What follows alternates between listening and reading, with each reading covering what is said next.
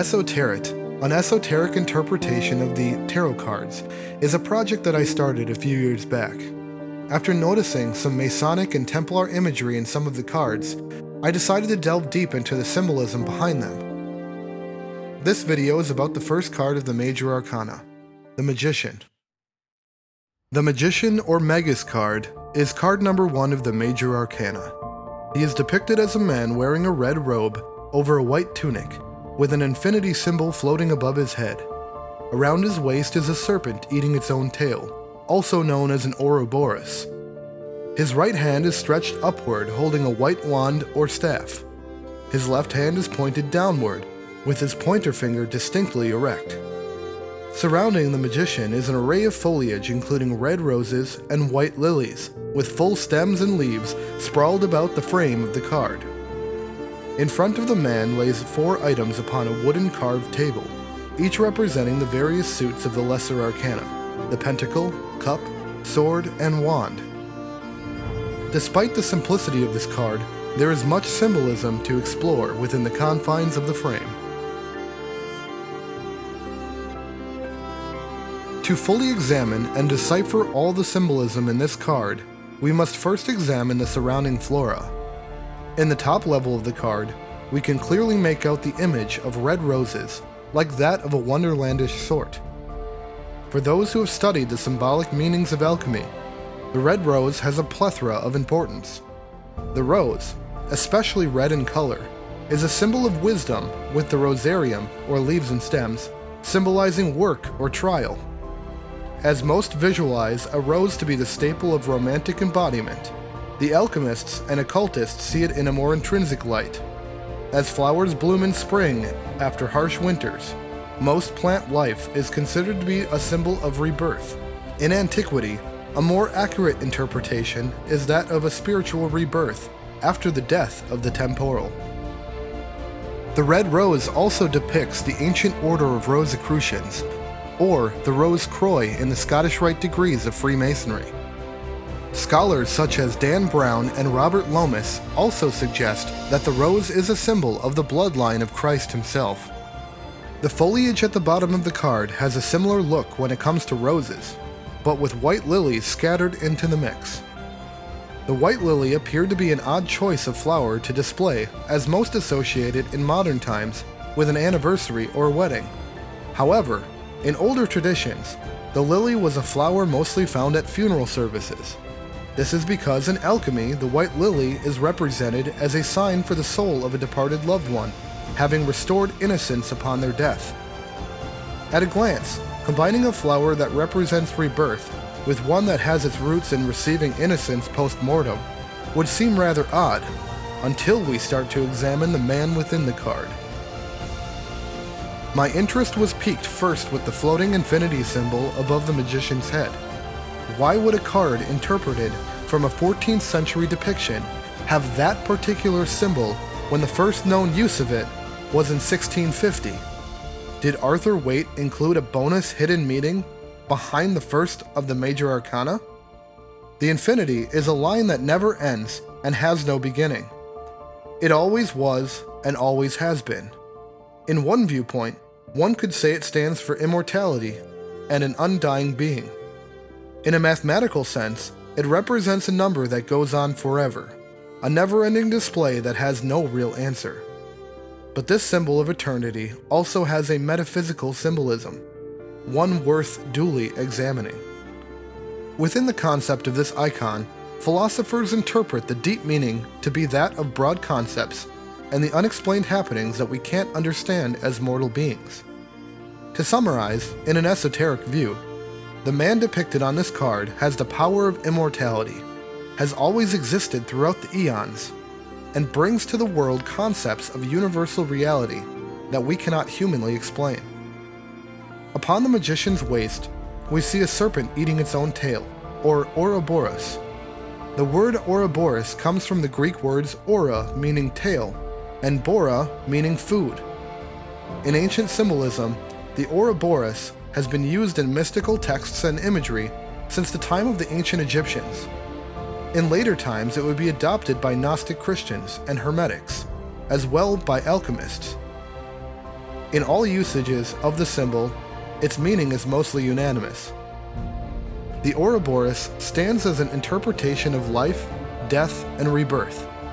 With this discovery, I was starting to see a pattern of life and death throughout the visuals represented in this card. The serpent, by eating its own tail, creates an endless cycle similar to that of the infinity, a cycle of renewal through death. Another interpretation associated with the oroboros in historical theology states that the mouth of the snake represents a female's womb, with the tail acting as a phallus, creating a visual display of fertility. This could simply just be a broad alternative concept. However, it can also be interpreted as possible parenthood. A common theme throughout esoteric teachings that we often see is that of duality, and how opposites need to be present to create a whole. In lieu of duality, the placement of the figure's hands are extremely peculiar. The right hand is stretched to the heavens holding a wand, while the other just simply points downward toward the ground.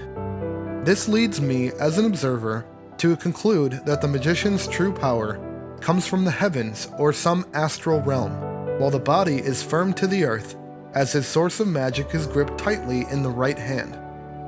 Historical perspective in a religious sense has always placed the left side to be the lesser, more weakened side of a man, which is why it is only necessary that the mystical entity has that sided hand pointed downward. By putting the pieces together, we can start to see an adept analysis of the magician as someone who is truly both divine and human. At this point in my research, the only viable match for who the magus represents is that of Jesus Christ, the God-made man himself. Yes, the magician is the Messiah Jesus.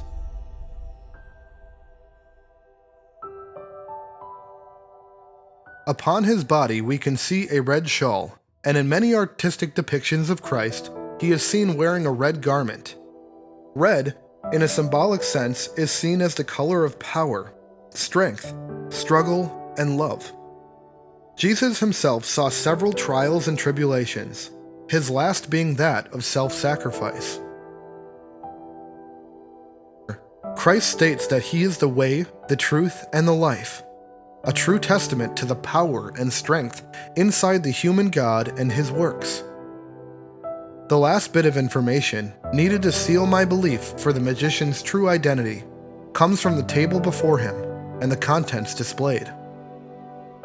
As stated in the previous description of this card, the table in the foreground of the magician holds all 4 suit emblems: the sword, the cup, the pentacle, and the wand. Each suit, according to Arthur Waite himself, stands for each of the 4 elements: air, water, fire, and earth. By placing them upon the table, the magician is able to control the power of each element and hold the true power of knowledge thereof. Jesus Christ was a true mystic being able to use his surrounding components at will through divine power.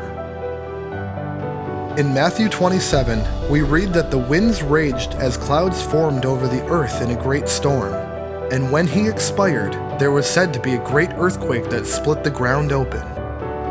These 2 events were direct actions that show that Jesus could manipulate wind and stone at will. In Acts 2, during the Pentecostal happenings, there came a sound from heaven as a great and mighty wind filled the house where they were sitting, and there appeared to them like as of fire. Another reference to wind and fire being controlled by Jesus at will. The most important elemental power that Jesus possessed, however, was that of water. He was able to walk upon the water whilst in the boat among disciples, and turn water to wine at the wedding in Cana, and was not only baptized in the river Jordan, but also washed his disciples' feet prior to his death. The symbolism between Jesus and water is deeply important, especially since the tallest and largest object among the other objects on the table is the elemental embodiment of water, that of the cup. The cup, in a Christian sense, represents the Holy Grail, the cup of which Jesus and his disciples drank from. in the time leading up to his demise.